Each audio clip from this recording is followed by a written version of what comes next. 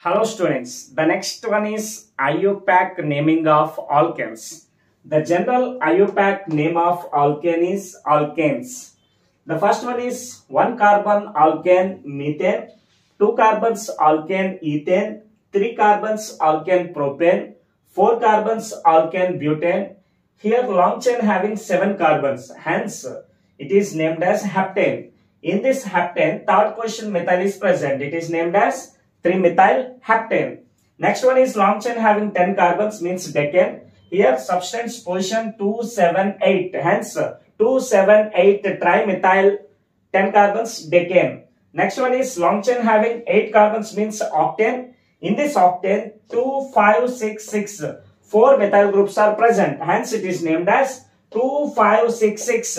4 methyl groups means tetramethyl, 8 carbons means octane. So 2566 tetramethyl octane. Next one is long chain having 6 carbons, means hexane. In this hexane, third position ethyl group is present, fourth position methyl group is present. Hence it is named as 3-ethyl 4-methyl 6 carbons hexane. Thank you.